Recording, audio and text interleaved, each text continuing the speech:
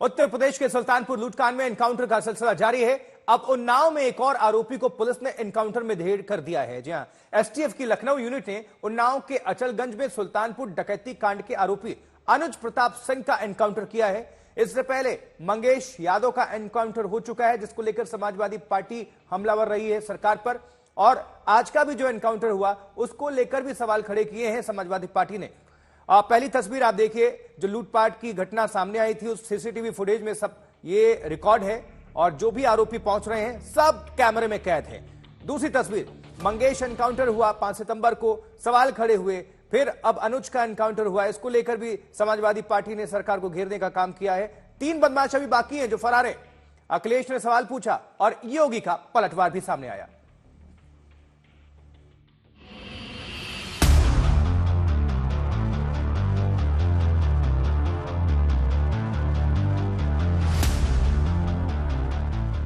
योगीराज में फिर एक एनकाउंटर, लूट का एक और आरोपी ढेर। जिस सुल्तानपुर कांड पर बवाल हुआ उसी लूट कांड का आरोपी फिर ढेर। इस बार जाति पर सवाल नहीं। गौर से देखिए गोले में घिरे इस शख्स को, यह अनुज प्रताप सिंह जो इस दुनिया में नहीं है। यूपी पुलिस की स्पेशल टास्क फोर्स ने एनकाउंटर में अनुज प्रताप को ढेर कर दिया। अनुज उस विपिन सिंह गैंग का सबसे अहम सदस्य था जिसने सुल्तानपुर में करोड़ों की सनसनीखेज ज्वेलरी लूट कांड को अंजाम दिया था। उन्नाव इलाके में अचलगंज में आज एक एनकाउंटर में पुलिस ने 2 बदमाशों को घेरा। एक भाग गया जबकि अनुज प्रताप सिंह को गोली लगी। बाद में अनुज की मौत हो गई। आज दिनांक 23/9/24 को अचलगंज थाना क्षेत्र जनपद उन्नाव में लखनऊ एसटीएफ टीम व बदमाशों के बीच में मुठभेड़ हुई है। इस मुठभेड़ में एक बदमाश घायल हुआ व दूसरा बदमाश जो है मौके का फायदा उठाकर भाग गया। जो घायल अभियुक्त था उसको प्रथम उपचार हेतु सीएचसी ले जाया गया। उसके बाद उसको जिला अस्पताल रेफर किया गया, जहां डॉक्टर्स के द्वारा उसको मृत घोषित किया गया। इस बदमाश की पहचान जो है वो अनुज प्रताप सिंह सन ऑफ धर्मराज सिंह जनपद अमेठी से हुई है। यह बदमाश 1 लाख का इनामी अपराधी था। वह सुल्तानपुर में हुई डकैती की घटना में वांछित चल रहा था। गांव में एक कच्ची सड़क पर यह एनकाउंटर हुआ। मौके पर गोली लगने से फैला खून साफ दिख रहा था। 28 अगस्त को सुल्तानपुर में सराफा व्यापारी के यहाँ हुई डकैती के मामले में यूपी एसटीएफ की टीम ने 1 लाख के इनामी और आरोपी अजय प्रताप सिंह को आज सुबह उन्नाव के अचलगंज इलाके में मुठभेड़ में मार गिराया। इस वक्त मैं मौजूद हूं उसी स्पॉट पे जहां पर यूपी एसटीएफ की टीम और अजय प्रताप सिंह और उसके एक साथी की मुठभेड़ हुई। ये अगर आप देखेंगे यही वो स्पॉट है जहां पर उसको गोली लगी। यहाँ पे अगर आप देखेंगे तो खून के धब्बे आपको अभी भी यहाँ पर मौजूद मिलेंगे, अभी तक सूखे नहीं है। ये आपको बताता है कि कुछ ही घंटे पहले की ये घटना है। आपको बता दूं कि यहाँ पर फोरेंसिक टीम ने आके भी साक्ष्य जुटाने का काम भी किया है। यहाँ पे अगर आप देखेंगे तो बाकायदा मास्क और अंदर भी जाकर फोरेंसिक टीम ने साक्ष्य जुटाने का काम किया। यहाँ पे अगर आप देखेंगे तो फिलहाल फोरेंसिक टीम के आपको छोड़े हुए मास्क और ग्लव्स देखने को मिलेंगे। आपको बता दूं कि सुबह 4 बजे का वक्त था जब ये पूरी मुठभेड़ हुई। अनुज प्रताप सिंह एनकाउंटर में यूपी एसटीएफ के सिपाही को भी गोली लगी है। सिपाही रवि शर्मा को छाती में गोली लगी। बुलेट प्रूफ जैकेट पहनने के कारण जान बच गई। सुनिए रवि की जुबानी कैसे हुआ एनकाउंटर। बुलेट प्रूफ आपने जैकेट पहनी थी, कहाँ गोली लगी? सामने लगी थी, सामने से। कहाँ सामने? यहाँ छाती पे? छाती से थोड़ी सी नीचे। आपने बुलेट प्रूफ जैकेट पहनी? जी, बुलेट प्रूफ जैकेट पहनी। तकरीबन कितने बजे का समय रहा होगा और कितने लोग रहे होंगे जिनसे मुठभेड़? करीब 3:30 के बाद का ही समय था और एक्चुअल समय तो उस समय 3:30 के बाद का ही समय था। अंधेरा था? जी अंधेरा था। तो उस वक्त जब गोली लगी आपने बुलेट प्रूफ जैकेट पहन रखी थी, आपको क्या एहसास हुआ या क्या उस वक्त महसूस हुआ? आपको उस वक्त क्या लगा? अब उस समय बुलेट का प्रेशर इतना दबाव ज़्यादा रहता है, जैसे हम लोगों को ट्रेनिंग में बताया गया है कि बुलेट का प्रेशर दबाव रहता है। भले मैं बुलेट प्रूफ जैकेट पहना था लेकिन बुलेट के प्रेशर से हल्का चोट और वो दबाव तो मुझे लगा। लूट कांड में जो सीसीटीवी फुटेज है वो बता रही हैं कि लूट कांड में अनुज प्रताप का बड़ा रोल था। सरगना विपिन का वो सबसे करीबी था। जिस भारत ज्वेलर्स के यहाँ लूट हुई वहां दुकान में घुसने वाले बदमाशों में सबसे आगे अनुज ही था। उसी ने सबसे पहले दुकान के बाहर खड़े गार्ड को काबू कर लिया था।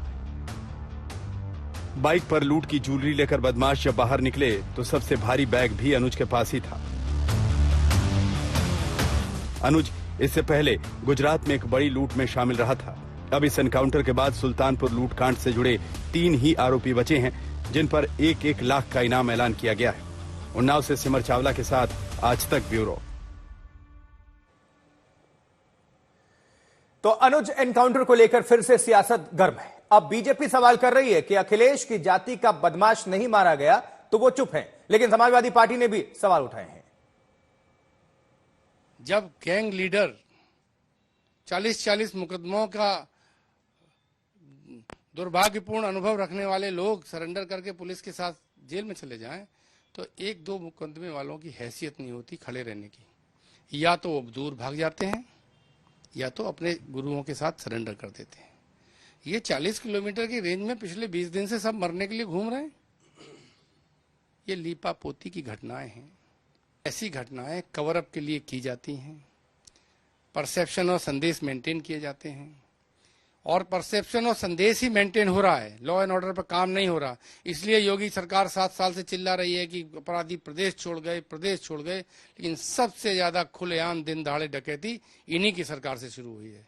सुल्तानपुर डकैती कांड में एसटीएफ लखनऊ ने उन्नाव में एक मुठभेड़ में अनुज प्रताप सिंह नाम के एक अपराधी को मार गिराया। अब इस पर सपा मुखिया श्री अखिलेश यादव जी का कोई ट्वीट नहीं आया, ना कोई रिएक्शन आया। हो सकता है उनकी जाति का नहीं होगा या किसी विशेष समुदाय का नहीं होगा, क्योंकि उनकी जो समाजवाद की परिभाषा यही है, ये तुष्टिकरण और संप्रदायवाद की राजनीति को बढ़ावा देने के लिए वो इस तरह के ट्वीट और रिएक्शन दिया करते हैं। तो इस पर क्यों नहीं आया, ये भी मेरा सवाल है। अब इसको लेकर कांग्रेस और उत्तर प्रदेश सरकार का क्या टेक है, क्या प्रतिक्रिया सामने आई है, बयान सुनिए। हमेशा आपने देखा होगा, एक अपराधी मारा जाता है, उसके 10-12 सहयोगी भाग जाते हैं। पुलिस आज तक नहीं बता पाती है कि उनके सहयोगी अपराधी थे कौन। जहां तक ये मर्डर का सवाल है, काउंटर का सवाल है, तो शायद चेक बैलेंस होगा।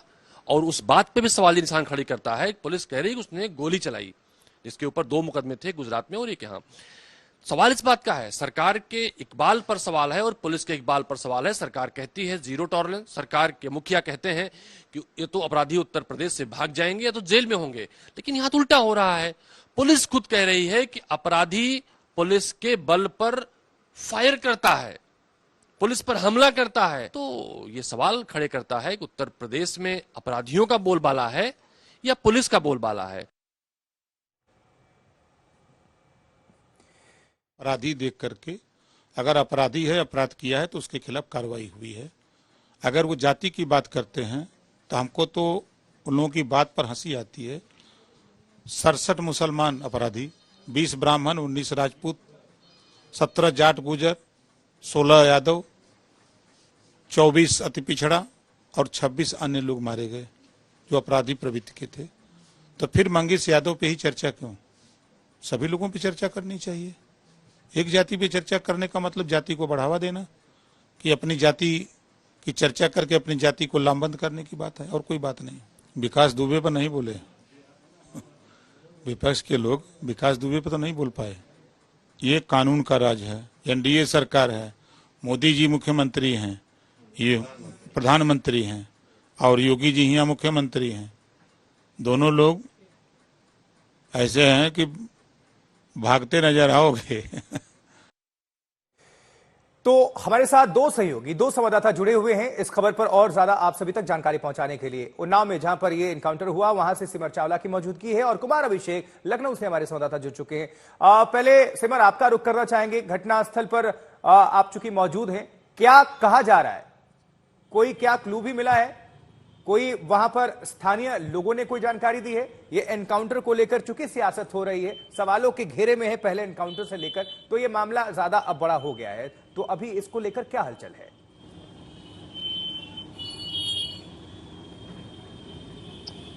बिल्कुल आशुतोष, जिस तरीके से इस पूरे मुद्दे का राजनीतिकरण हुआ है, जिस तरीके से आरोपियों की जातियों पर सवाल उठाए गए हैं, उसके बाद बिल्कुल ये पूरा मामला बड़ा हो गया है। इतना बड़ा कि एक ADG level, 2 ADG level officers के साथ डीजीपी को खुद को प्रेस कॉन्फ्रेंस करनी पड़ती है, सफाई देनी पड़ती है।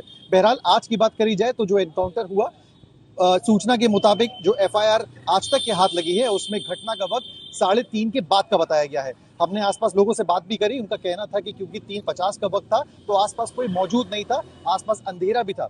जो एफआईआर कॉपी हम लोगों ने जो आज तक के पास है उसमें ये क्लियरली बताया गया है कि किस तरीके से एसटीएफ को इनपुट मिला था कि अनुज प्रताप सिंह अपने साथी के साथ उन्नाव में छुपा हुआ है और जो लूट की ज्वेलरी थी उसको एक बैग में रखकर रायबरेली निकल रहा है किसी सराफा व्यापारी को बेचने के लिए। इस इनपुट के आधार पर मुखबिर की सूचना में एसटीएफ ने 3 बजे से उस पूरी घटना पे चेकिंग लगाई और जब वहां पे मुखबिर ने पहचान करी अनुज प्रताप सिंह की, जो कि बाइक से आ रहा था, उसके बाद उसको रोकने को कहा गया। उसके बाद भी वह नहीं रुकता है, बाइक भगा लेता है जिससे उसकी बाइक स्किड होती है। उसके बाद ये बकायदा कहता है अपने साथी को जो अज्ञात है भाग गया कि ये यूपी पुलिस है, इनको गोलियां चलाओ नहीं तो पकड़े जाओगे। ये एफआईआर में लिखा हुआ है।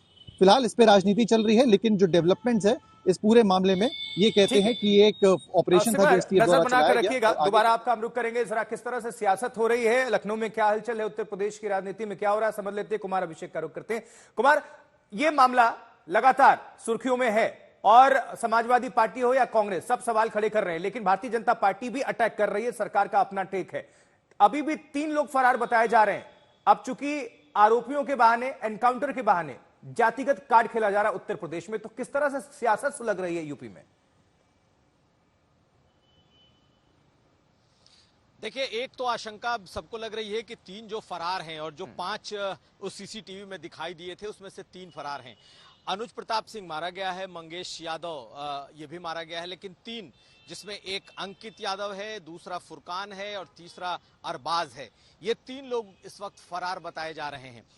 पुलिस क्या इन्हें गिरफ्तार करेगी या इनका भी एनकाउंटर होगा, यह भी एक बहुत बड़ा सवाल बना हुआ है। लेकिन सियासत बड़ी है। समाजवादी पार्टी ने कह दिया है कि भाई अब तो काउंट सेटल किए जा रहे हैं। काउंट का मतलब है जातियों के काउंट सेटल किए जा रहे हैं।